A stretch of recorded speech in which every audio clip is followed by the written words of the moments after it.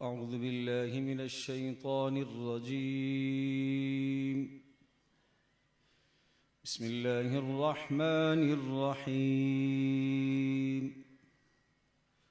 والعصر إن الإنسان لفي خسر إلا الذين آمنوا وعملوا الصالحات وتواصوا بالحق وتواصوا بالصبر. بسم الله الرحمن الرحيم.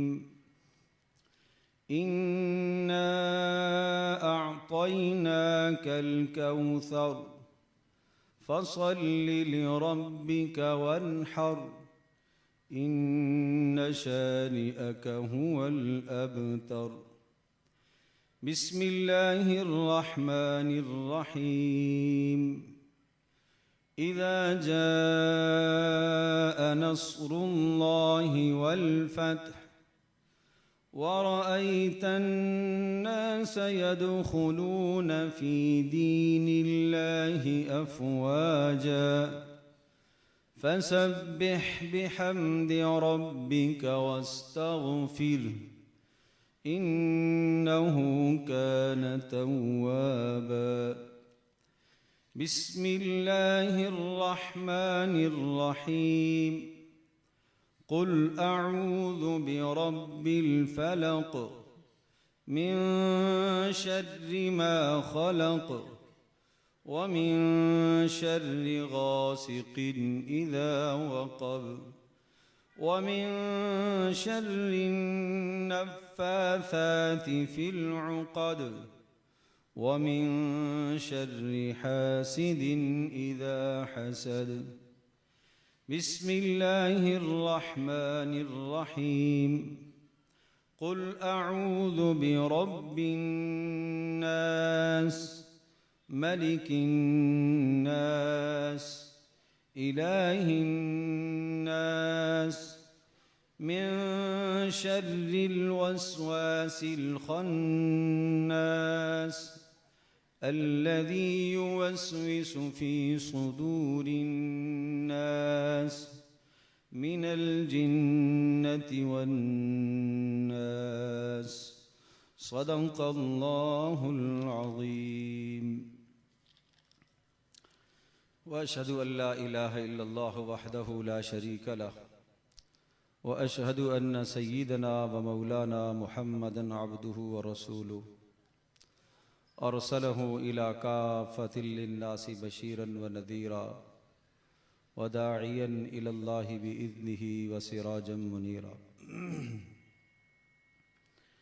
رب اشرح لي صدري ويسر لي أمري واحلل عقدة من لساني يفقه قولي. اللهم صل على محمد وعلى آل محمد كما صليت على إبراهيم وعلى آل إبراهيم إنك حميد مجيد. اللهم بارك على محمد وعلى آل محمد كما باركت على إبراهيم وعلى آل إبراهيم إنك حميد مجيد. گرامی قدر علماء کرام اور میرے دور دراز سے اور علاقے سے آئے ہوئے مہمانان گرامی اور امت مسلمہ کی مقدس ماؤں اور بہنوں، آج کی جو یہ ہماری نشست ہے یقیناً اس وقت تک انتہائی توجہ اور انہماک کے ساتھ دل جمعی کے ساتھ آپ تشریف فرمائے ہیں، اور مجھے امید ہے کہ مجلس کے اختتام تک انشاءاللہ اسی طرح سے توجہ اور دل جمعی کے ساتھ آپ تشریف فرما رہیں گے۔ اللہ تبارک و تعالیٰ آپ کی آمد کو اپنی بارگاہ میں اور ہماری اس مجلس کو، اس نشست کو ہم سب کی بخشش کا ذریعہ بنائے۔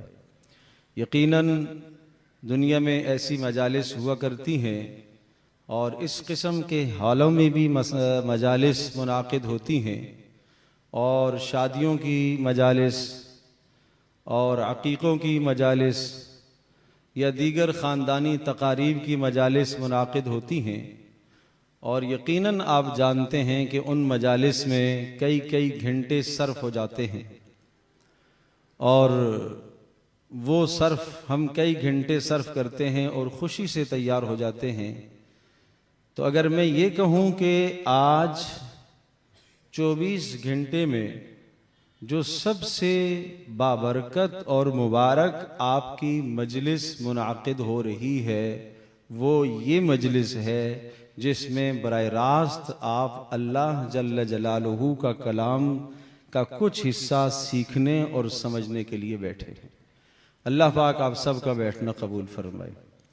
ہماری یہ نشست گزشتہ 5 سال سے چل رہی تھی اور آج اس کی اختتامی مجلس ہے، اور اس اختتامی مجلس میں 5 صورتوں کی مجھے مختصر تفسیر عرض کرنی ہے، اور 5 صورتوں کا انتخاب اس لیے کیا گیا کہ ان 5 صورتوں میں 3 صورتیں جو قرآن کریم کی مختصر ترین صورتیں کہلاتی ہیں، اور 2 صورتیں جو آخر کی سورۃ الفلق اور سورۃ الناس جو بہترین دعا بھی ہے، بہترین دوا بھی ہیں، اور ہر قسم کی مصائب اور پریشانیوں کا حل بھی ہے، اور قرآن مقدس کا اختتام بھی ان مبارک صورتوں پر ہو رہا ہے، تو اس وجہ سے ان 5 صورتوں کا انتخاب کیا گیا۔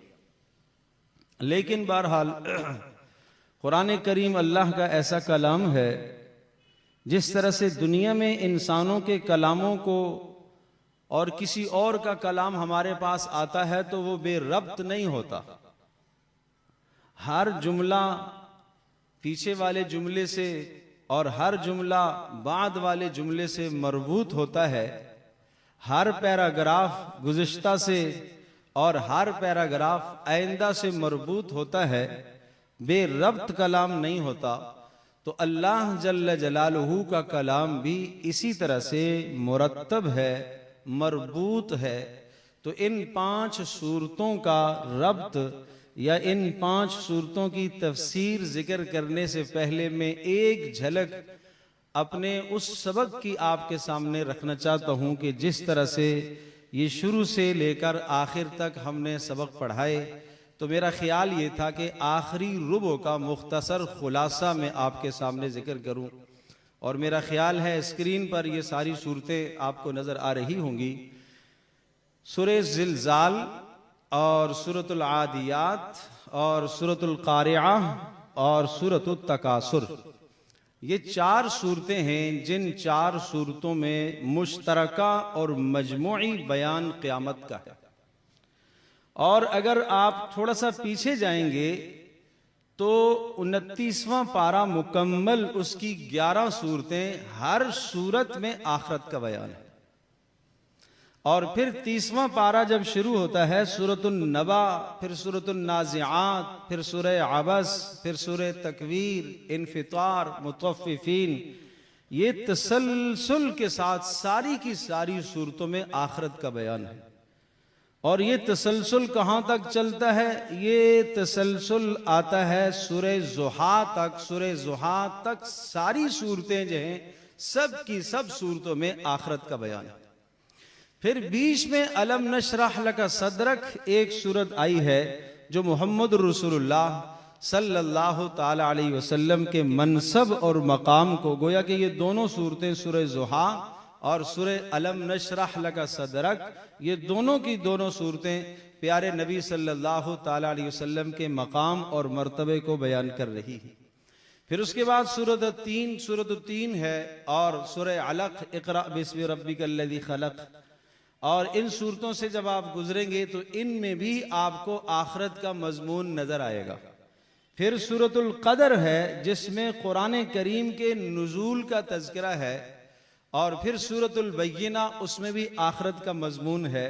اب آئیے یہ 4 صورتیں جو جن کا میں نے نام لیا، سورہ زلزال، سورہ عادیات، سورۃ القارعہ اور سورۃ التکاثر، یہ 4 صورتیں ہیں۔ ان میں مجموعی طور پر عنوان قیامت کا ہے، لیکن ہر صورت میں ایک خاص عنوان بھی ہے، وہ آپ کے گوش گزار کرنا چاہتا ہوں۔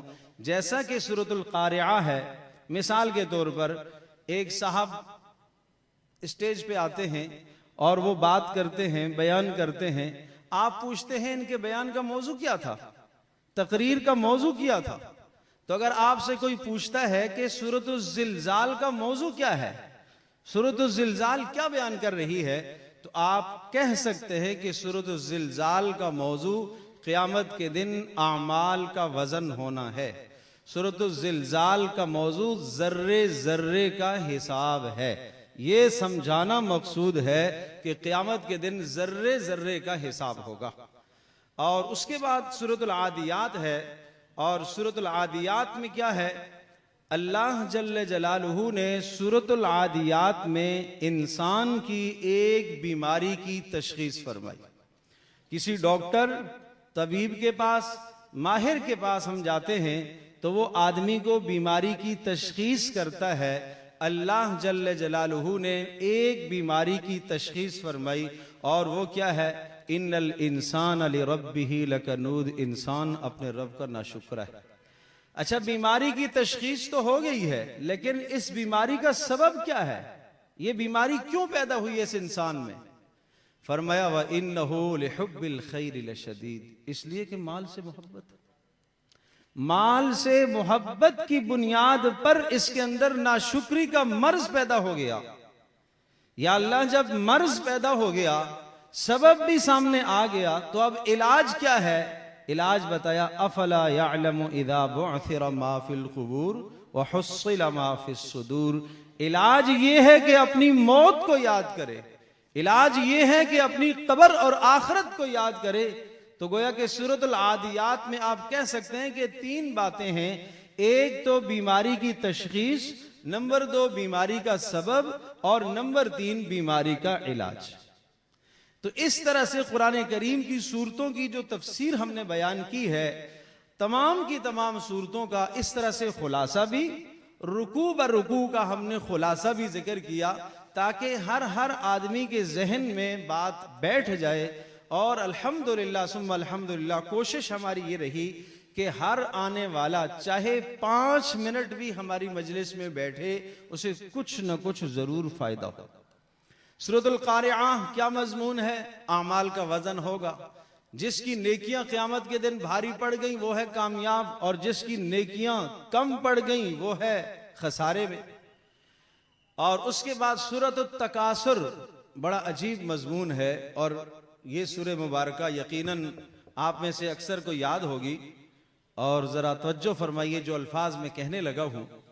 الہاکم التکاثر، اس کا مطلب، اس کا مفہوم، تمہیں غافل کر دیا۔ الہاکم، تمہیں غافل کر دیا۔ کس چیز نے؟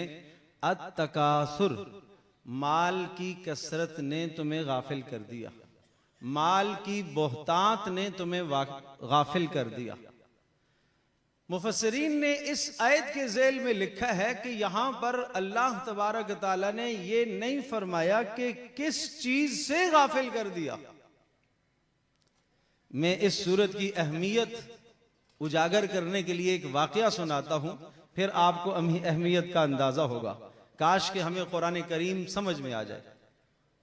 حضرت فضیل بن عیاض رحمۃ اللہ علیہ کا نام آپ نے سنا ہوگا، اور جلیل القدر اللہ کے ولی اور بزرگ گزرے ہیں، اور ہزاروں لوگوں نے ان سے ہدایت پائی ہے۔ ان کے بیٹے تھے محمد بن فضیل، اتنے رقیق القلب، اتنے نرم دل کہ قرآن کریم سے ایسا ان کا دل متاثر ہوتا تھا کہ جب قرآن کریم کے اندر کوئی جہنم کی بات آتی تو وہ رو پڑتے تھے۔ اور فضیل بن عیاض رحمۃ اللہ علیہ کو ان کی اہلیہ نے، محمد کی والدہ نے یہ کہہ رکھا تھا کہ جب یہ میرا بیٹا آپ کے پیچھے نماز پڑھ رہا ہو تو بڑی مہربانی کیجئے آپ جہنم کی آیتیں مت پڑھا کر،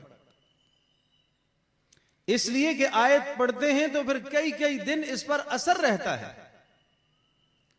تو حضرت فضیل بن عیاض رحمۃ اللہ علیہ نے اس کا اہتمام شروع کیا۔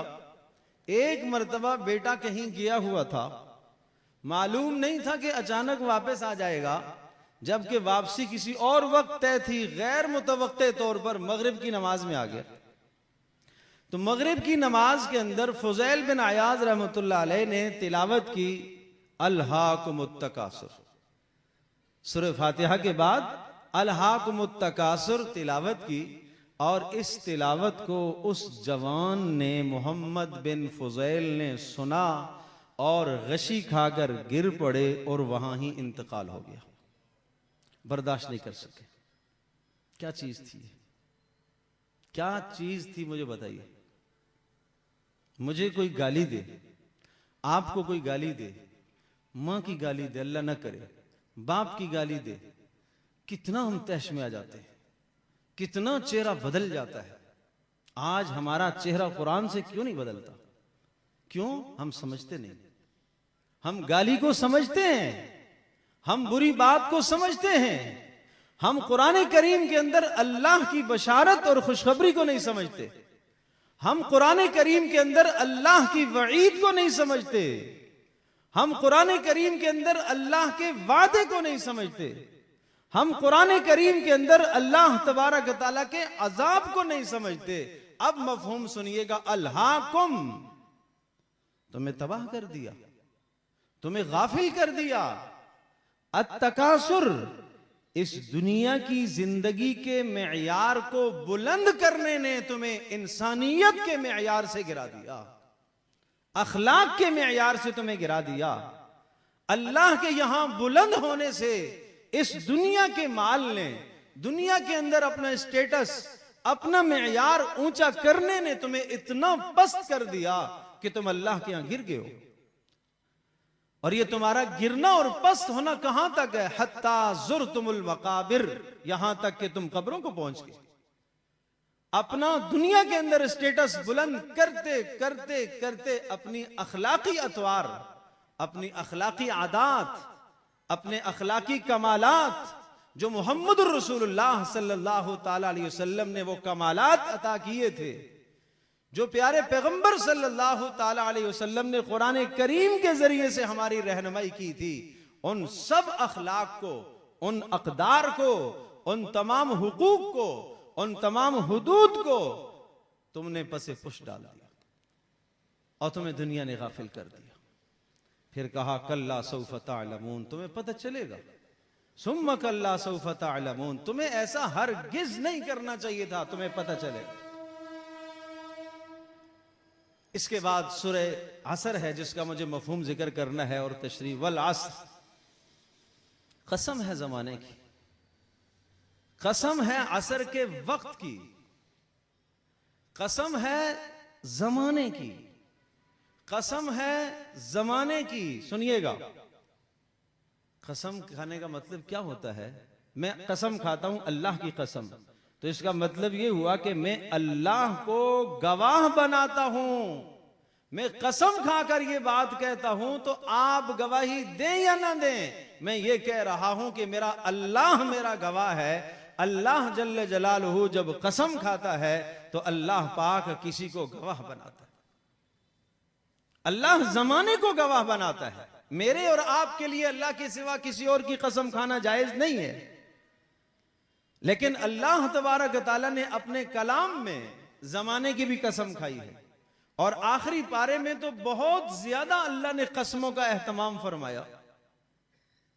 ایک بدو آیا رسول اللہ صلی اللہ علیہ وسلم کے اوپر، جب یہ آیت نازل ہوئی فَوَرَبِّ السَّمَاءِ وَالْأَرْضِ إِنَّهُ لَحَقٌّ مِثْلَ مَا أَنَّكُمْ تَنْطِقُونَ، آسمانوں اور زمینوں کے پروردگار کی قسم، قیامت حق ہے، آسمانوں اور زمینوں کے رب کی قسم، قرآن حق ہے، ایسا حق ہے جیسا تم اپنی باتوں کو ایک دوسرے کے سامنے کرتے اور پہچان رہے ہوتے ہو، ایسے ہی اللہ کے فیصلے اٹل اور حق ہیں۔ ایک بدو آیا، دیکھو قرآن سمجھنے کی مثال عرض کر رہا ہوں، تلوار ہاتھ میں لیے ہوئے، اللہ کے رسول، اللہ کو کس نے قسم پر مجبور کیا؟ کون نہیں مان رہا؟ مجھے بتائیے، میں اس کی گردن اڑانے کو تیار ہوں۔ کون بات نہیں مان رہا جو اللہ نے قسم کھائی ہے؟ اللہ کیوں قسم کھا رہا ہے؟ اللہ اکبر، اللہ اکبر، ایسے اللہ سے ان لوگوں کو لگاؤ تھا۔ تو والعصر کیا مطلب؟ قسم ہے زمانے کی. یہ قرآن کریم کی عجیب صورت ہے. اس صورت کے متعلق لکھا ہوا آپ کو نظر آ رہا ہوگا. تعارف میں یہ لفظ ہم نے درج کیا ہے کہ یہ قرآن کریم کی مختصر ترین صورت ہے.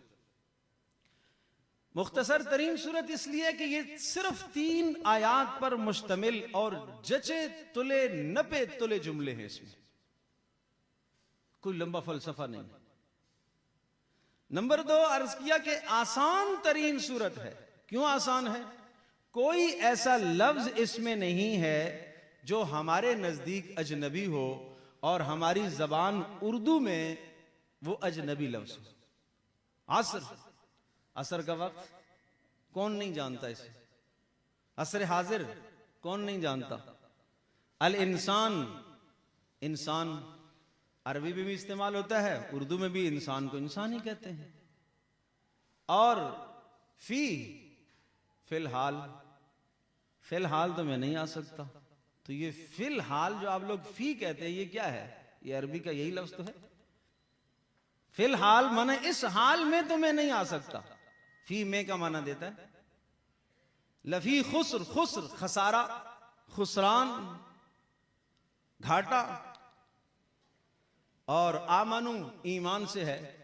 عامل الصالحات، اعمال صالحہ کون نہیں جانتا؟ عمل صالح.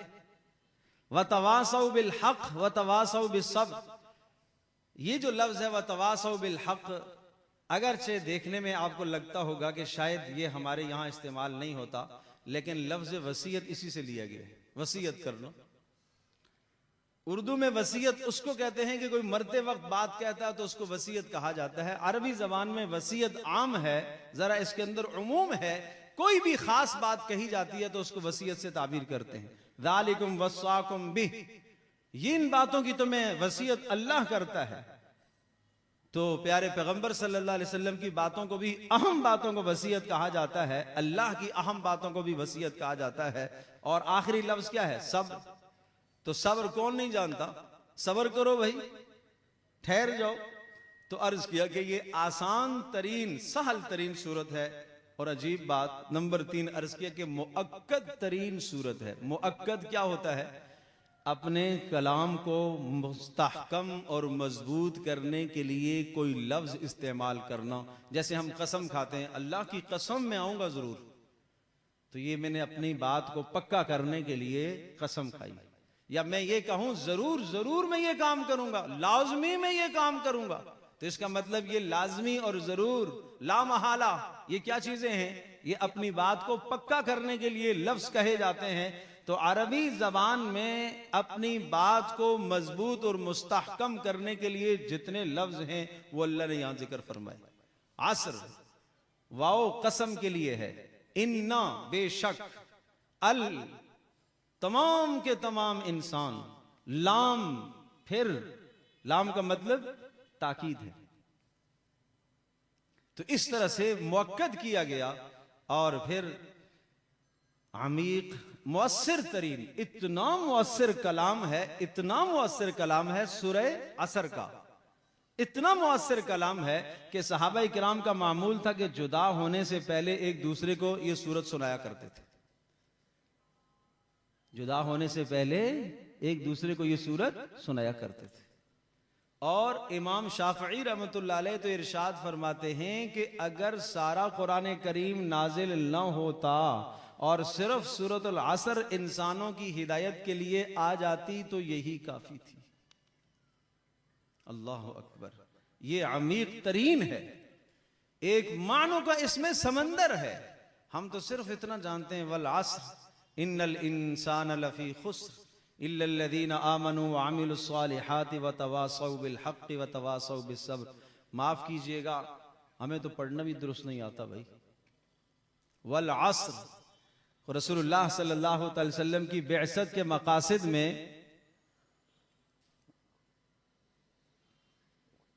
الفاظ کی اصلاح بھی تھی. آپ جیسے قرآن کریم کا معنی بیان کرتے تھے، تلاوت بھی کرتے تھے. یتلو، تو اگر ہم اس کو پڑھتے ہیں والعصر، سین اور صاد میں ہم فرق نہیں کرتے. عصر، صاد کے ساتھ عصر کا وقت، زمانہ عصر سین کے ساتھ عصر عسر علماء بیٹھے ہیں، اس کا معنی ہے مشکل. اللہ کہہ رہا ہے زمانے کی قسم، اور کوئی پڑھنے والا پڑھے والعصر تو مطلب ہے کہ اس نے سین پڑھا ہے، تو اس کا مطلب ہے وہ یہ کہہ رہا ہے کہ مشکل کی قسم. اللہ کی مراد کچھ اور میں نے ایسا لفظ پڑھا کہ مراد ہی کچھ اور بن گئی. یہ تلفظ بھی ضروری ہے، یہ قاریوں کے سامنے بیٹھنا بھی ضروری ہے. آج تک نہیں سیکھا، اب سیکھو. اللہ کی قسم قیامت کے دن یہ سوال ہوگا. آپ کا کیا خیال ہے؟ آپ میرے بزرگ ہیں، قابل قدر میری مائیں بہنیں ہیں، میرے اساتذہ کرام علماء کرام تشریف فرما ہیں. ان کو میں اپنا سبق سنا رہا ہوں. جیسے چوری کرنا گناہ ہے، زنا بدترین گناہ ہے، ڈکیتی بدترین گناہ ہے. آپ جانتے ہیں قرآن کریم کا نہ سمجھنا اور سمجھنے کی کوشش نہ کرنا یہ بھی گناہ ہے. کبھی بھی نہیں سوچا ہوگا. قرآن کریم کا نہ سمجھنا بھی گناہ ہے اور سمجھنے کی کوشش نہ کرنا بھی گناہ ہے. افلا یتدبرون القرآن ام علی قلوب اقفالها. کیسے قرآن جھنجھوڑ رہا ہے؟ کیا دلوں پر تالے پڑ گئے ہیں؟ کیا ان کے دلوں پر تالے پڑے ہوئے ہیں؟ یہ تدبر کیوں نہیں کرتے؟ اور قیامت کے دن رسول اکرم صلی اللہ تعالی علیہ وسلم یہ اللہ کے دربار میں یہ فریاد فرمائیں گے وقال الرسول یا رب ان قوم اتخذوا هذا القرآن مہجورا. اے اللہ میری قوم نے اس قرآن کو چھوڑا ہوا تھا. علامہ آلوسی رحمۃ اللہ علیہ نے اپنی تفسیر روح المعانی میں لکھا ہے قرآن پر ایمان نہ لانا یہ قرآن کو چھوڑنا ہے. نمبر 2 ایمان تو لایا، صحیح تلفظ نہ ادا کیے، جیسے پڑھنے کا حق تھا اس طرح سے نہ پڑھا تو اس نے قرآن کو چھوڑا ہوا ہے. نمبر 3 فرمایا تلفظ تو درست کر لیے لیکن معنی کو نہ سیکھا، اس نے قرآن کو چھوڑا ہوا ہے. نمبر 4 معنی سیکھا عمل نہ کیا، اس نے بھی قرآن کو چھوڑا ہوا ہے.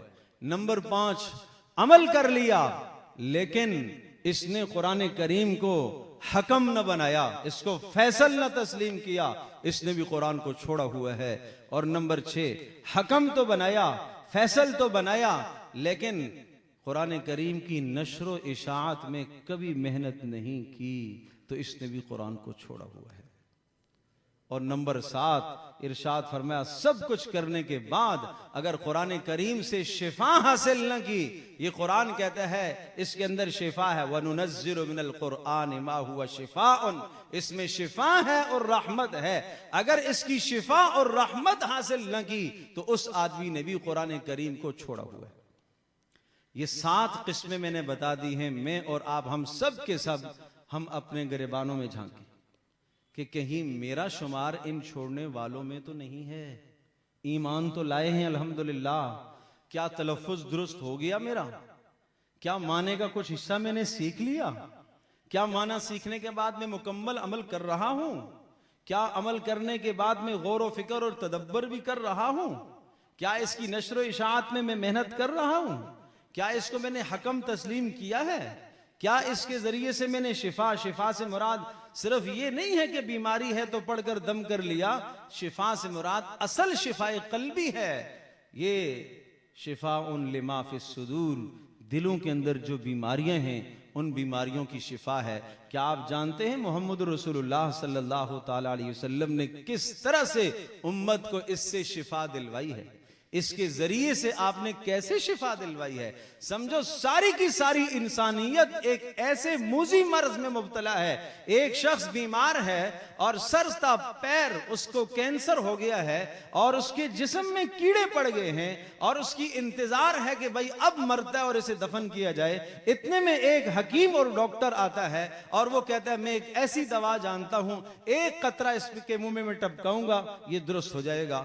تو آپ نے کہا آئیے تشریف لائیے، اور اس نے وہ ایک قطرہ اس مریض کے منہ میں ٹپکایا تو اس نے آنکھیں کھولی. آپ خوش ہو گئے. دوسرا قطرہ ٹپکایا تو اسے حرکت ہوئی، تیسرا قطرہ ٹپکایا تو وہ بولنے لگا، چوتھا ٹپکایا تو بیٹھ گیا، پانچواں ٹپکایا تو چلنے لگا، اور چھٹا ٹپکایا تو پھر وہ جوان بن گیا، اور پھر اس کے بعد وہ پوری امت کا قائد بن گیا۔ سمجھ لو محمد رسول اللہ صلی اللہ علیہ وسلم ایسا نسخہ لے کے آئے ہیں۔ سمجھ لو رسول اللہ صلی اللہ علیہ وسلم کی بعثت سے پہلے پوری انسانیت کا حال یہ تھا جیسے اس کینسر زدہ مریض کا حال ہوتا ہے، اور محمد رسول اللہ صلی اللہ علیہ وسلم نے اس قرآن کے ذریعے سے ان کے دلوں کو آپ نے شفا بخشی ہے۔ آج ہم اس سے دور ہیں۔ عرض یہ کر رہا تھا والعصر، قسم ہے زمانے کی، گزشتہ زمانے کی قسم، عصر کے وقت کی قسم۔ یا اللہ تو زمانے کی قسم کیوں کھا رہا ہے؟ زمانہ کس چیز کا نام ہے؟ زمانہ، صدی، صدیاں کس سے بنتی ہیں؟ سالوں سے۔ سال کس سے بنتے ہیں؟ مہینوں سے۔ مہینے کس سے ہیں؟ ہفتوں سے۔ ہفتے دنوں سے، دن گھنٹوں سے، گھنٹے منٹوں سے، اور منٹ سیکنڈوں سے۔ گویا کہ سارا کا سارا زمانہ، منٹ، سیکنڈ، سب کچھ انسان اسے غلط استعمال کر رہا ہے، اس لیے زمانے کو گواہ بنایا۔ یہ انسان کے پاس اس دنیا میں سب سے زیادہ جو قیمتی سرمایہ ہے وہ آدمی کا وقت ہے۔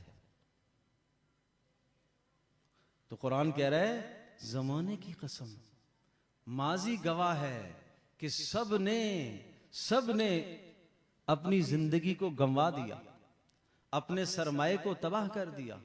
ہاں الا الذین آمنوا، مگر جنہوں نے اپنے اوقات کو ان 4 کاموں میں صرف کیا ہے، اللہ تبارک تعالیٰ نے انہیں بچا لیا، وہ خسارے سے بچ جائے۔ ان الانسان لفی خسر، سارے کے سارے انسان خسارے میں ہیں۔ سارے کا ترجمہ جو الف لام ہے، اب یہ بات سمجھنے کی ہے، گرامر سے تعلق رکھتی ہے۔ کہیں کسی خاص چیز کو بتاتا ہے اور کہیں عموم کا معنی دیتا ہے۔ ان الانسان، بے شک سارے کے سارے انسان، لفی خسر، خسارے میں۔ یا اللہ اس خسارے سے کوئی بچ سکتا ہے؟ ہاں، جس میں 4 صفات ہیں۔ وہ کیا ہے؟ الا الذین آمنوا، جو ایمان لائے۔ نمبر 2 وعملوا الصالحات، اعمال صالحہ ہو۔ نمبر 3 وتواصوا بالحق، حق بات کی تلقین کرتا رہے۔ نمبر 4 وتواصوا بالصبر، جو صبر کی تلقین کرتا رہے۔ آپ یوں سمجھیے کہ سورۃ العصر کے اندر یہ جو 4 باتیں ہیں، یہ انسانیت کی تعمیر کے 4 بنیادی اصول ہیں۔ غور کیجئے، انسانیت کی تعمیر کے 4 بنیادی ستون، 4 بنیادی اصول آپ کہہ سکتے ہیں۔ 2 شخصی تعمیر اور 2 قومی اور ملی تعمیر۔ الا الذین آمنوا وعملوا الصالحات، ایمان اور اعمال صالحہ سے انسان کی ذات بنتی ہے، انسان کی ذات بنتی ہے۔ یہ 2 چیزیں انسان کی شخصی تعمیر کے لیے ہیں، اور ایمان جتنا بلند ہوتا چلا جائے گا۔ ایمان کس چیز کا نام ہے؟ ایمان نام ہے اللہ تبارک تعالیٰ کی کبریائی اور عظمت کو، اور اللہ وحدہ لا شریک کو زبان سے اقرار کرنا اس بات کا، اور عمل اس کے مطابق کرنا، اور دل سے اس بات کی تصدیق کرنا۔ میں ایمان رکھتا ہوں محمد الرسول اللہ صلی اللہ تعالی علیہ وسلم میرے نبی ہیں، آخری رسول ہے۔ تو اس میں نے 3 باتیں کی۔ نمبر 1 دل سے بھی میرا یہ یقین ہے، نمبر 2 زبان سے بھی اقرار کرتا ہوں، نمبر 3 عمل بھی میرا اس کے مطابق ہے۔ کیا میرا عمل اس کے مطابق ہے؟ احتساب کیجیے، کیا میرا عمل اس کے مطابق ہے؟ کہ میں نے یہ کہا کہ میں محمد رسول اللہ صلی اللہ علیہ وسلم کو اپنا راہبر اور رہنما تسلیم کرتا ہوں، میں محمد رسول اللہ صلی اللہ علیہ وسلم کے طور اور طریقے میں اپنی دنیا اور آخرت کی کامیابی کو سمجھتا ہوں۔ کیا ایسا ہے؟ لیکن شادی بیاہ کے موقع پر تو پھر میں اپنے طریقوں کو لے آتا ہوں، خوشی غمی کے موقع پر تو میں اپنے طریقوں کو لے آتا ہوں۔ تو اس کا مطلب یہ ہوا کہ تینوں چیزوں میں موافقت نہیں ہے۔ کمال ایمان یہ ہے جب زبان اور دل اور عمل تینوں آپس میں جڑ جائے تو یہ کمال ایمان ہے، اور یہ صحابہ کو حاصل تھا رضی اللہ عنہم اجمعین۔ اور اس کے حصول پر پھر نتائج مرتب ہوتے ہیں۔ ایک صحابی سے رسول اللہ صلی اللہ علیہ وسلم نے پوچھا کیف اصبحت یا حارثہ، حارثہ صبح کیسے کی آپ نے؟ انہوں نے کہا اللہ کے رسول صبح کی تو میں ایسے دیکھ رہا تھا کہ جنت مجھے نظر آ رہی ہے اور جنت والے جنت کی نعمتوں میں ٹہلتے ہوئے مجھے نظر آ رہے ہیں۔ دوسری طرف میں نے دیکھا تو جہنم مجھے نظر آ رہی ہے اور جہنم والے چیخ و پکار کرتے ہوئے نظر آ رہے ہیں۔ میں ایک مثال سے بات سمجھاتا ہوں۔ آج دن کو بھی ایک جگہ پر میں نے مثال دی تھی۔ مثال کیا ہے؟ 1,00,000 آدمی آپ سے کہتے ہیں، 1000 آدمی مل کر آپ سے یہ کہتے ہیں کہ یہ چیز کڑوی ہے کسی بھی شے کے بارے میں، یا یہ چیز میٹھی ہے، تو آپ کہیں گے بھائی 1000 آدمی کہہ رہے تو ٹھیک ہی کہہ رہا ہوگا، اس لیے کہ بہت سارے لوگ کہہ رہے۔ لیکن جب آپ چکھیں گے تو پھر علیحدہ بات، یوں مشاہدہ ہو گیا۔ تو پہلے آپ کہہ رہے تھے کہ ہاں میٹھی ہوگی اس لیے کہ 1000 آدمی کہہ رہا ہے، اب آپ کہہ رہے ہیں کہ میٹھی ہے اس لیے کہ میں نے چکھ لیا ہے۔ محمد رسول اللہ صلی اللہ علیہ وسلم کے صحابہ کا حال یہ تھا، جو رسول اللہ صلی اللہ علیہ وسلم نے بتلا دیا یہ ہے ایسا، کیونکہ اللہ کے نبی نے بتایا۔ میری آنکھ غلط دیکھ رہی ہے، میرے کان غلط سن رہے ہیں، میرا مشاہدہ غلط ہے، محمد رسول اللہ صلی اللہ علیہ وسلم کی بتلائی ہوئی بات درست ہے۔ اس کو کہتے ہیں کمال ایمان۔ کمال ایمان کے بعد عمل صالح ہے، اپنے اعمال درست کرو۔ عمل صالح کے لیے 2 شرطیں ہیں، ایک عمل میں اللہ کی رضا ہو اور دوسرا محمد رسول اللہ صلی اللہ علیہ وسلم کی اتباع ہو۔ اگر اللہ کی رضا نہیں ہے عمل صالح نہیں بنتا، اگر محمد رسول اللہ صلی اللہ علیہ وسلم کی سنت نہیں ہے عمل صالح نہیں بنتا۔ یہ 2 چیزیں ایسی ہیں جو انسان کی شخصی تعمیر کے لیے ہوتی ہیں، اور 2 چیزیں ایسی ہیں جو ملی اور قومی تعمیر کے لیے ہیں۔ وَتَوَاصَوْا بِالْحَقِّ، کہ جب آپ کے پاس ایمان کا سرمایہ آ گیا، آپ کے پاس اعمال صالحہ کی دولت آ گئی، تو آپ ایمان اور اعمال صالحہ پر تب تک قائم رہیں گے جب تک آپ کے گرد و نواح کا ماحول درست رہے گا۔ اگر آپ کے باہر کا ماحول خراب ہو گیا تو اس ماحول کے اندر آپ بھی بہہ جائیں گے۔ اس لیے ضروری ہے کہ وَتَوَاصَوْا بِالْحَقِّ، آپ حق بات کی، عقائد حقہ۔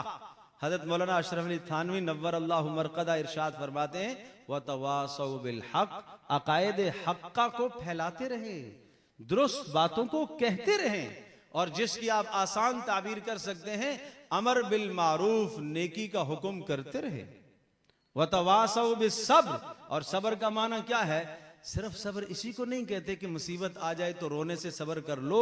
ارے صبر کی 3 قسمیں ہیں، گناہوں سے اپنے آپ کو بچانا یہ بھی صبر ہے، نیکی پر اپنے آپ کو جمانا یہ بھی صبر ہے۔ یہ نیکی کا کام چل رہا ہے، نیکی کی ایک تقریب ہو رہی ہے، جی چاہ رہا ہے اٹھنے کو، کوئی عذر بھی نہیں ہے، اپنے آپ کو جمانا یہ بھی صبر ہے۔ اور نمبر 3 اپنے آپ کو گناہ سے بچانا یہ بھی صبر ہے۔ تو یہ تینوں قسمیں صبر میں شامل ہے۔ تو یہ 2 گویا کہ سورہ عصر جو ہے وہ کیا کر رہی ہے؟ وہ تعمیر انسانیت کے 4 اصول ہمیں دے رہی ہے، 2 شخصی اور 2 ملی۔ تو اس طرح سے آپ اس سورہ مبارکہ کا خلاصہ سمجھے۔ تو بہرحال اس کے بعد بات کو ہم بڑا اختصار کریں گے انشاءاللہ۔ اگر آپ یہ سمجھیں، اللہ کی قسم یہ جو بات کہنے لگا ہوں یہ ہلکی بات نہ سمجھیے گا، گھر کی اصلاح، معاشرے کی اصلاح، قوم کی اصلاح، ملک کی اصلاح ان 4 اصولوں سے ہی ہوگی۔ یہ سورت کب نازل ہوئی؟ یہ مکی سورت ہے، یہ پیارے پیغمبر صلی اللہ تعالی علیہ وسلم کے ابتدائی زمانے کی سورت ہے۔ آپ کو ایک پروگرام دیا گیا، آپ کو ایک نظام دیا گیا، آپ کو ایک دین دیا گیا، آپ کو ایک محنت کا راستہ بتایا گیا کہ آپ اپنے رفقا کی شخصی محنت، اس کے لیے یہ 2 صفات ہیں، اور اپنے قوم اور معاشرے کی اجتماعی محنت، ان کے لیے یہ 2 خوبیاں ہیں۔ ان 4 اوصاف پر آپ محنت کیجئے تو آپ کا معاشرہ، آپ کا گھر بھی سدھرے گا، آپ کی شخصیت بھی، اور آپ کا معاشرہ بھی، آپ کا محلہ بھی، آپ کا ملک بھی، اور ان 4 صفات کو لے کر آپ جب پورے عالم میں اٹھیں گے تو پورا کا پورا عالم اور پورے کے پورے انسان آپ کے قدموں میں آ جائیں گے۔ محمد رسول اللہ صلی اللہ علیہ وسلم کی محنت کا یہ میدان تھا، آپ نے اس طرح سے محنت فرمائی۔ آگے جو دوسری سورت ہے سورۃ الکوثر، بیچ میں سورتوں کو میں اختصار سے چھوڑ رہا ہوں، میرا خیال تو یہ تھا کہ میں ذکر کرتا ان کا خلاصہ، لیکن بہرحال وقت زیادہ ہو جائے گا۔ سورۃ الکوثر یہ بھی مختصر ترین سورت 3 آیات پر مشتمل۔ کتنی آیات؟ سب کو پتہ ہے، اس میں 3 باتیں ہیں۔ کتنی باتیں؟ 3 باتیں۔ اگر اس مجلس میں یہ یاد ہو گیا تو انشاءاللہ میں کہوں گا، کہا جائے گا کہ یہ مجلس ہماری کارآمد ہو گئی۔ نمبر 1 مقام نبی صلی اللہ تعالی علیہ وسلم۔ نمبر 2 پروگرام نبی صلی اللہ تعالی علیہ وسلم۔ نمبر 3 انجام دشمنان نبی صلی اللہ تعالی علیہ وسلم۔ پہلی بات میں نے عرض کی مقام نبی، انا اعطیناک الکوثر، اے نبی ہم نے تو آپ کو بڑی خیریں دی، ہم نے آپ کو کوثر عطا کی، ہم نے آپ کو خیر کثیر دی۔ آپ تشریف فرما تھے، حضرت انس رضی اللہ تعالی عنہ، دیگر صحابہ کی یہ روایت ہے، رسول اللہ صلی اللہ علیہ وسلم مسکرائے، اور یہ وہ وقت تھا جب رسول اللہ صلی اللہ علیہ وسلم کے خلاف مشرکین کے پروپیگنڈے انتہاؤں پر تھے۔ یہ درمیانی وقت تھا، ایک طرف تو ایذا جسمانی بھی ذہنی بھی، ہر طرح سے رسول اللہ صلی اللہ علیہ وسلم اور آپ کے ساتھیوں کو ہر طرح سے تکلیف پہنچانے کی کوششیں کی جا رہی تھی۔ اسی حال میں محمد رسول اللہ صلی اللہ علیہ وسلم کے بیٹے کا انتقال ہو گیا، تو اب مشرکین نے تالیاں بجانا شروع کر دی، طنز کرنے شروع کر دیے۔ کوئی بات نہیں، پریشان نہ ہو، ایک دوسرے کو کہنے لگے بھائی اس کی کوئی نرینہ اولاد تو ہے ہی نہیں ہے، اور یہ مرے گا تو اس کا پیغام بھی مٹ جائے گا۔ بتاؤ یہ نشتر کتنے سخت ہیں۔ ایک آدمی پہلے سے ہی مصائب اور پریشانیوں میں گرا ہوا ہو اور ان حالات میں ایسی باتیں آئیں تو پھر کیا گزرے گی؟ اس پر آئی انا اعطیناک الکوثر، اے نبی ہم نے آپ کو بڑی خیریں دی ہیں، بیٹا کیا چیز ہے؟ بیٹا اگر ہم نے آپ سے لے لیا، بات بیٹوں کی کرتے ہیں، بات اولاد کی کرتے ہیں، تو ہم نے آپ کو ایک نہیں کروڑوں کھربوں روحانی اولادیں ہم نے آپ کو عطا کی ہیں۔ بیٹا اس لیے ہوتا ہے کہ باپ کے جانے کے بعد وہ نام لے آپ کا، تو آپ کے نام لیوا تو ہم نے کھربوں لوگ پیدا کیے اور قیامت تک وہ جاری و ساری رہیں گے، تو یہ آپ کے لیے بڑی خیر ہے۔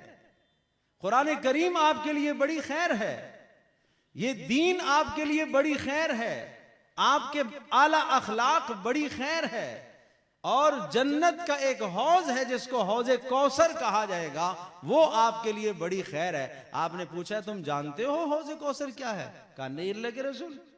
کہا حوض کوثر جنت میں وہ حوض ہے کہ جس کے اوپر رکھے ہوئے گلاس اور پیالے آسمان کے ستاروں کی طرح ہوں گے۔ آسمان کے ستاروں کو کوئی بھلا گن سکتا ہے؟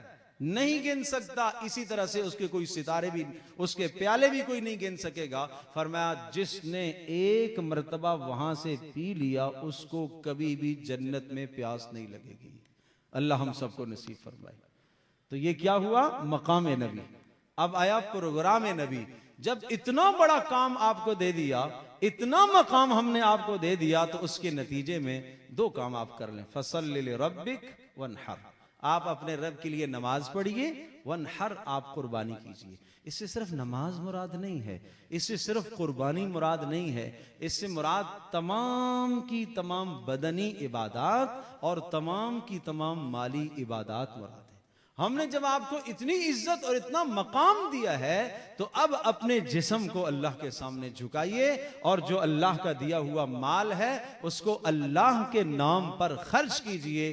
جب آپ ایسا کریں گے، یہ 2 کام کریں گے، تو پھر کیا ہوگا؟ ان نشان اکا هو الابتر، آپ کا دشمن خود ہی بے نام و نشان ہو جائے گا۔ آپ کا دشمن، اس کی دم کٹ جائے گی، اس کا کوئی چرچا نہیں ہوگا، اس کا کوئی نام لیوا نہیں ہوگا۔ آپ کے جانے کے بعد آپ کے نام لینے والے کیا، آپ کے نام پر اور آپ کی ذات پر اور آپ کی ختم نبوت پر گردنیں کٹانے والے موجود ہوں گے، لیکن یہ جو آپ کے مخالفین ہیں، جو مشرکین آپ کو طنز کرتے ہیں اور طعنہ دیتے ہیں، آپ کے ان کے جانے کے بعد ان کا کوئی نام لیوا نہیں ہوگا۔ مفسرین نے لکھا ہے ایک تو یہ خطاب پیارے پیغمبر صلی اللہ تعالی علیہ وسلم کو ہے، لیکن رسول اللہ صلی اللہ علیہ وسلم کے توسط سے امت کے ہر فرد کو خطاب ہے۔ کیا؟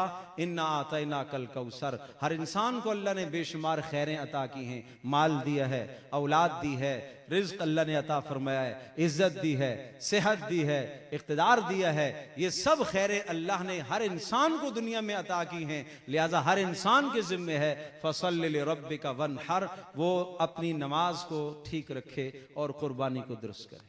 یہ جو دو لفظ ہیں، میں ان دو لفظوں کی تصحیح چاہتا ہوں، درست کروانا چاہتا ہوں تاکہ لفظ کا مفہوم بھی صحیح ہو جائے اور اندازہ بھی ہو جائے۔ اور یہ صورت مجھے نہیں لگتا کہ اس مجمع میں کوئی ایسا آدمی ہو جسے اِنَّا أَعْطَيْنَا یاد نہ ہو، لیکن اگر اس کو آپ نے میرے عزیز فَصَلِّ، علماء بیٹھے ہوئے، قرآن بیٹھے ہوئے ہیں، بہترین قرآن پڑھنے والے بیٹھے ہوئے ہیں، یہ صلی میں صاد ہے، اگر صاد کو آپ نے ٹھیک نہ پڑھا تو معنی بدل جائے گا۔ صلی کا معنی نماز پڑھ، اور اگر آپ نے اس کو پڑھ لیا فصلی سین کے ساتھ پڑھ لیا صلی لربک، ہمیں تو چونکہ پڑھنا اسی طرح سے آتا ہے تو اس کا مطلب کیا ہو جائے گا؟ اپنے رب کو تسلی دے، اللہ کیا چاہ رہا تھا اور تو نے کیا کہہ دیا۔ اور ونحر، ونحر نحر سے ہے قربانی کرنا، تو اللہ کے لیے قربانی کیجئے، اور چونکہ ہاتھ صحیح نہیں ادا کی ونحر پڑھ لیا تو مطلب یہ ہو گیا کہ جھڑکیے، اپنے رب کو جھڑکیے۔ انا للہ و انا الیہ راجعون۔ اب دیکھ لیجئے کسی قاری کو سنا کر کے میری صورت درست ہے کہ نہیں۔ سب سے مختصر ترین صورت، کیا وہ بھی مجھے صحیح پڑھنی نہیں آتی تو کیا میں نے قرآن کا حق ادا کر دیا؟ ان شانئک ھو الابتر، جب یہ دو کام آپ کریں گے تو آپ کا دشمن از خود بے نام و نشان ہو جائے گا۔ اذا جاء نصر اللہ والفتح، یہ سورۃ نصر جو ہے یہ بھی قرآن کریم کی مختصر ترین صورت ہے۔ اس کا انتخاب بھی ہم نے اس لیے کیا کہ تقریباً یہ سب کو یاد ہے، یہ بھی 3 آیات پر مشتمل ہے، لیکن یہ مدنی صورت ہے۔ اس سورہ مبارکہ کا شان نزول بڑا عجیب ہے۔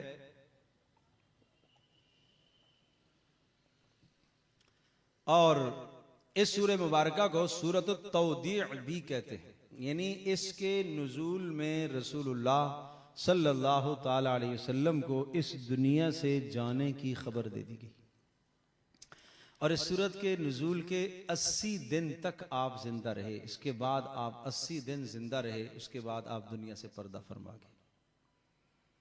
اذا جاء نصر اللہ والفتح حج کے موقع پر نازل ہوئی، اور یہ ارشاد فرمایا اذا جاء نصر اللہ۔ میں پھر مجبور ہوں کہ میں یہاں لفظ پھر ذکر کروں، نصر اللہ، یہ صاد ہے، نون صاد را، نصر مدد۔ علماء تشریف فرمائے ہیں، اور اگر صاد کو میں ٹھیک نہ پڑھوں اور اگر میں نے پڑھ لیا نصر اللہ نون سین را، تو وہ کہتے ہیں گدھ، یہ جو حرام خور جانور پرندہ ہے نا، مردار خور پرندہ، اس کو کہتے ہیں گدھ اردو میں، اس کو عربی زبان میں کیا کہتے ہیں؟ نصر، نون سین را۔ تو اذا جاء نصر اللہ، جب اللہ کی مدد آئے۔ میں کہنا تو چاہ رہا تھا اللہ کی مدد آئے، لیکن میں نے کبھی کسی سے پڑھنا سیکھا نہیں اور کسی کو سنایا بھی نہیں، تو میں نماز میں کھڑے ہو کے کہہ رہا ہوں اذا جاء نصر اللہ، نصر اللہ، تو پھر معنی درست ہوگا؟ پھر کیا ہوگا میری نماز کا حال؟ پھر کیوں فکر نہیں کرتے؟ اپنے بچوں کو اسکول کی تعلیم دلوانے کے لیے کہاں سے کہاں تک اور کتنی مرتبہ جانچ پڑتال کر کے، لیکن قرآن پڑھانے کے لیے کس سے پڑھائیں گے؟ سائیکل پہ چلتا ہوا کوئی بھی نظر آ گیا، آؤ قاری صاحب بچے کو پڑھانا ہے، کبھی انٹرویو لیا ہے اس سے؟ اسکول میں تو ہم بڑے ہوشیار، انگریزی میں تو ہم بڑے ہوشیار، لیکن قرآن کریم کے پڑھنے میں، پڑھانے میں، دینیات کے سمجھنے میں، سمجھانے میں ہم کیوں ہوشیاری سے کام نہیں لیتے؟ صحابہ اکرام رضی اللہ عنہم اجمعین اس میں ہوشیار تھے۔ اللہ اکبر، آپ نے ارشاد فرمایا صلی اللہ تعالی علیہ وسلم نے، جو آدمی چاہتا ہے کہ اس طرح سے قرآن پڑھے جیسے میرے اوپر نازل ہوا، تو وہ ابن ام معبد عبداللہ بن مسعود کی طرح قرآن پڑھے۔ سب کے سب عرب تھے نا، لیکن آپ نے ان کی قرات کو معیار قرار دیا۔ پتہ یہ چلا کہ قرآن کریم کا سیکھنا ہماری ضرورت ہے۔ تو اذا جاء نصر اللہ، جب اللہ کی مدد آئے، والفتح، اور غلبہ آ جائے۔ غلبے سے مراد غلبہ اسلام ہے۔ اے محمد رسول اللہ صلی اللہ علیہ وسلم، جب غلبہ اسلام ہو جائے، یا بعض مفسرین نے لکھا ہے فتح مکہ ہو جائے، اور سارے کے سارے لوگ ورأیت الناس، آپ لوگوں کو دیکھ لیں کہ یدخلون فی دین اللہ، اللہ کے دین میں داخل ہوں، افواجن، جوک در جوک۔ 600 لوگوں کا مجمع آ رہا ہے، 700 لوگوں کا مجمع آ رہا ہے مسجد نبوی میں، 500 لوگوں کا وفد آ رہا ہے، نجران سے وفد آ رہا ہے، یہ یمن سے وفد آ رہا ہے، یہ حبشہ سے وفد آ رہا ہے۔ کیا کرنے؟ رسول اللہ صلی اللہ علیہ وسلم کا دین سیکھنے کے لیے، ایمان لانے کے لیے۔ جب یہ ہو گیا تو اب کیا کیجئے؟ فسبح بحمد ربک، اب اپنے رب کی تسبیح کیجئے، واستغفر، اور آپ استغفار کیجئے۔ اس میں اشارہ تھا کہ جس مقصد کے لیے آپ کو دنیا میں بھیجا گیا تھا وہ مقصد پورا ہو گیا، اب آپ کے جانے کا وقت آ گیا۔ آج دنیا کی قومیں جب اپنے ہدف کو حاصل کر لیتی ہیں، اپنے مقصد کو حاصل کر لیتی ہیں، تو وہ خوشی کا اظہار کس طرح سے کرتی ہیں آپ جانتے ہیں۔ وہاں گانا بجانا ہوتا ہے، وہاں خلاف شرع کیا کام ہوتے ہیں، وہاں زندہ باد کے نعرے لگتے ہیں، وہاں فلاں کے مرد آباد کے نعرے لگتے ہیں، وہاں ناچ گانا ہوتا ہے، وہاں ڈانس ہوتا ہے، وہاں نہ معلوم کیا کیا چیزیں رونما ہوتی ہیں۔ لیکن محمد رسول اللہ صلی اللہ علیہ وسلم کی سیرت طیبہ ہمیں کیا بتا رہی ہے کہ جب ہم کسی کام میں کامیاب ہو جائیں، اپنے مشن میں کامیاب ہو جائیں، مقصد زندگی میں کامیاب ہو جائیں، تو ہمیں کیا کرنا چاہیے؟ اللہ کی تسبیح کرنی چاہیے۔ اور نمبر 2، واستغفر، استغفار کرنا چاہیے۔ یہ جو نماز میں آپ سلام پھیرتے ہی کہتے ہیں اللہ اکبر، استغفر اللہ، استغفر اللہ، استغفر اللہ، یہ کیا استغفار ہے؟ اے اللہ، نماز تو وہ تھی کہ قیام میں، رکوع میں، سجدے میں، التحیات میں ایک لمحہ بھی میرا ذہن تیری ذات عالی سے نہ ہٹتا، لیکن میں تو سجدے میں بھی تیری طرف حاضر نہ رہا، میں تو قیام میں بھی تیری طرف حاضر نہ رہا۔ اس لیے بندہ کہتا ہے استغفر اللہ، اللہ اکبر، اللہ تیری کبریائی کا کیا کہنا، اللہ تیری بلندیوں کا کیا کہنا، استغفر اللہ، اے اللہ میں معافی مانگتا ہوں، اے اللہ میں معافی مانگتا ہوں۔ یہ میں آج بھی ایک بیان میں یہ مثال عرض کر رہا تھا، آپ بیٹھے ہوئے ہیں، ایک آدمی آپ کو ملنے کے لیے آ گیا، اس کو آپ پہچانتے نہیں تھے، جب آپ ملے نارمل طریقے سے ملے، اور پھر اس کے بعد تھوڑی دیر کے بعد پتہ چلا یہ فلاں ہے، یا اس نے تعارف کرا، اوہو معاف کیجئے جی میں نے پہچانا نہیں ہے، شرمندگی ہوتی ہے کہ نہیں ہوتی؟ معاف کیجئے گا جی میں نے پہچانا نہیں ہے۔ پھر گھر میں بھی جا کے ذکر کرے بڑی شرمندگی ہوئی، آج مجھے فلاں صاحب آئے، میں نے پہلے پہچانا نہیں، میں نے صرف ہاتھ ملایا، میں نے پرتپاک طریقے سے اس کا استقبال نہیں کیا، بعد میں مجھے پتا چلا یہ تو فلاں صاحب ہیں۔ یہی ادھر بھی سوچ لے بندہ کہ اے اللہ میں نے تجھے پہچانا نہیں ہے، استغفر اللہ، نماز کے بعد پڑھتا ہے استغفر اللہ، استغفر اللہ، استغفر اللہ، اے اللہ تجھے میں نے پہچانا نہیں۔ واستغفر، استغفار کیجئے، انہو کان توابا، اللہ تیری توبہ کو قبول کرنے والا ہے۔ رسول اللہ صلی اللہ تعالی علیہ وسلم اس سورت کے نازل ہونے کے بعد آپ کے طرز عبادت میں تبدیلی آ گئی۔ آپ رات کو اتنا کھڑے ہوتے تھے کہ ورم آگے پیروں میں، اور آپ کی زبان پر سبحان اللہ و بحمدہ استغفر اللہ، سبحان اللہ و بحمدہ استغفر اللہ، یہ لفظ بار بار آپ کی زبان پر آنا شروع ہو گئے۔ تو اس لیے میرا عزیز دوستو بزرگو، ہم بھی جب اپنا کوئی کام مکمل ہو تو کیا کرنا چاہیے؟ استغفار کرنا چاہیے۔ اس کے بعد قل اعوذ برب الفلق من شر ما خلق، یہ آخری 2 قرآن کریم کی صورتیں ہیں۔ قل، کہہ دیجئے، اعوذ برب الفلق، میں پناہ مانگتا ہوں، میں حفاظت میں آنا چاہتا ہوں، میں کمزور ہوں، مجھ کمزور کو ایک مضبوط ترین قلعہ چاہیے، اور مضبوط ترین قلعہ کس کا ہے؟ اللہ کی ذات عالی، لہٰذا میں اللہ کی پناہ میں آنا چاہتا ہوں۔ قل اعوذ برب الفلق، کہہ دیجئے کہ میں پناہ مانگتا ہوں صبح کے رب کی، جو رب صبح لانے کی قدرت رکھتا ہے میں اس کی حفاظت میں آنا چاہتا ہوں۔ نمبر 1 من شر ما خلق، مخلوق کے شر سے۔ حضرت مولانا اشرف علی تھانوی رحمۃ اللہ نے ارشاد فرمایا کہ مخلوق کا شر اور مخلوق کے پیچھے جو شر لانے کے اسباب ہیں ان تمام کے تمام اسباب سے بندہ اللہ کی حفاظت میں آ رہا ہے، اس لیے کہ انسان کمزور ہے۔ تو اے اللہ میں تیری پناہ میں آنا چاہتا ہوں جو کہ تو کیا ہے، صبح لانے کی قدرت رکھتا ہے۔ من شر ما خلق، کس کے شر سے؟ مخلوق کے شر سے۔ نمبر 2 ومن شر غاسق اذا وقب، اور کس کے شر سے؟ اندھیرے کے شر سے۔ اس لیے کہ اندھیرے میں جتنے پروپیگنڈے کیے جاتے ہیں، انسان کے خلاف منصوبے بنائے جاتے ہیں اور جادو ٹونے جو کیے جاتے ہیں وہ اندھیرے میں عام طور پر کیے جاتے ہیں۔ اور ومن شر النفاثات فی العقد، گرہوں پر دم کرنے والیوں کے شر سے۔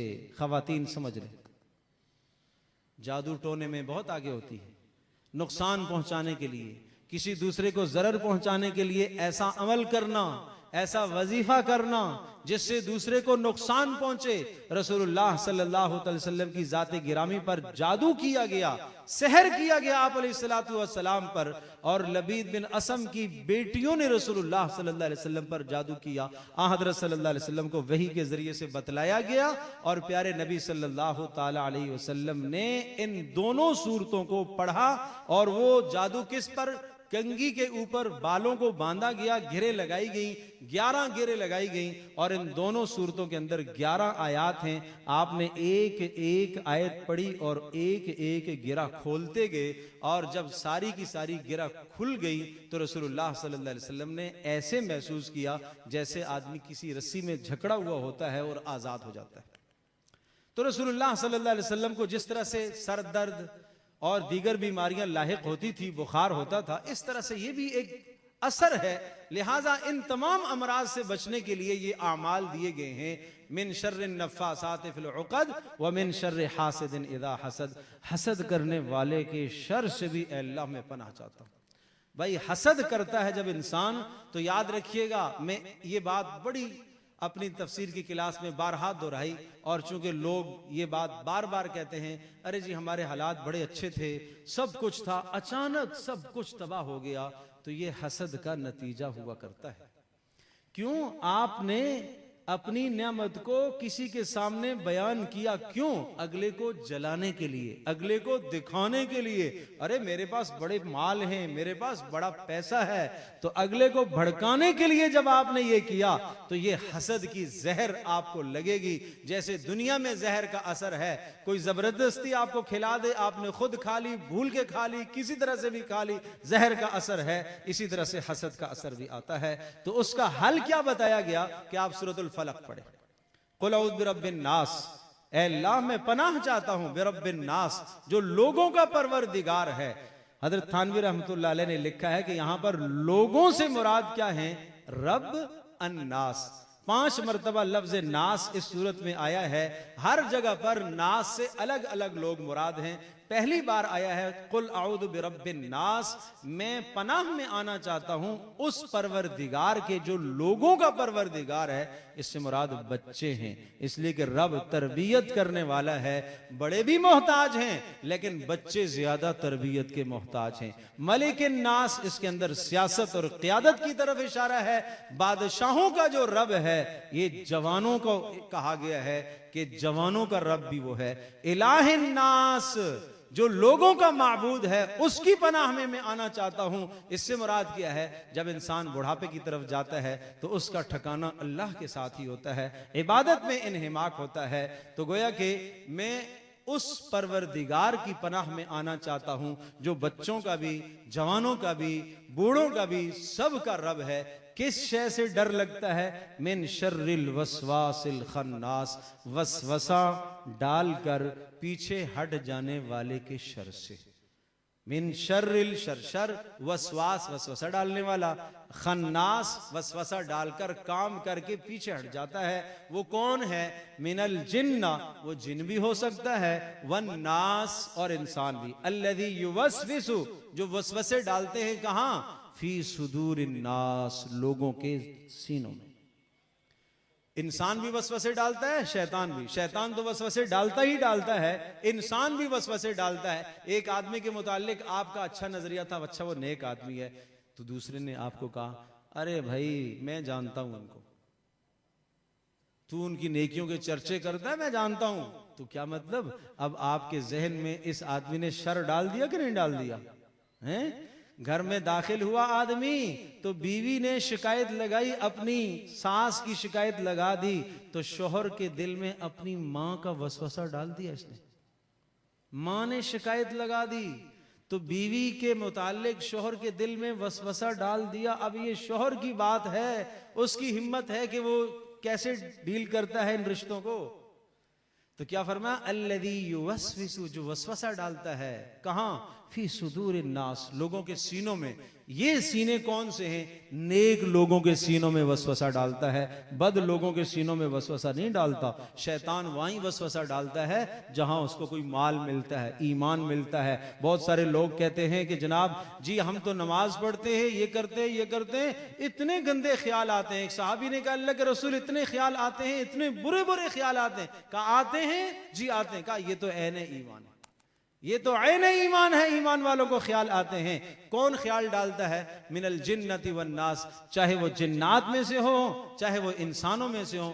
شر انسان، شری انسان، فتنہ پرور انسان وہ وسوسے ڈالتا ہے. تو یہ دو صورتیں رسول اللہ صلی اللہ علیہ وسلم فجر کو بھی پڑھا کرتے تھے، رات کو سونے سے پہلے یہ دونوں صورتیں، اور ان دونوں کے ساتھ سورہ اخلاص پڑھ کر ہاتھوں پر دم کر کے پورے جسم پر پھیرتے تھے. حضرت عائشہ رضی اللہ تعالیٰ عنہ فرماتی ہے ان کے نزول کے بعد میں نے کبھی آپ کو نہیں دیکھا کہ ان کے پڑے بغیر آپ سوئے ہوں. ایک صحابی کہتے شدید آندھی اور طوفان چل رہا تھا، ہم بھاگے بھاگے گئے کہ رسول اللہ اس وقت کیا کر رہے ہیں؟ تو میں نے دیکھا کہ آپ علیہ السلام فلق اور ناس کو پڑھ رہے ہیں. عقبہ ابن عامر رضی اللہ تعالیٰ عنہ کہتے ہیں مجھے کہا اللہ کے رسول نے پڑھ. میں نے کہا کیا پڑھوں؟ آپ نے کہا پڑھ قل اعوذ برب الفلق. پھر کہا پڑھ.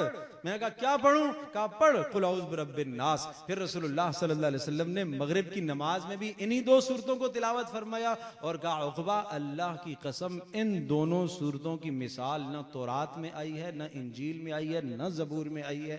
اور جو بھی لوگ حفاظت کے لیے جو بھی کلمات پڑھتے ہیں نا، ان میں سب سے مضبوط ترین کلمات کیا ہے؟ سورہ فلق اور سورہ ناس.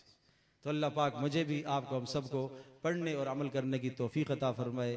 وآخر دعوانا ان الحمدللہ رب العالمین.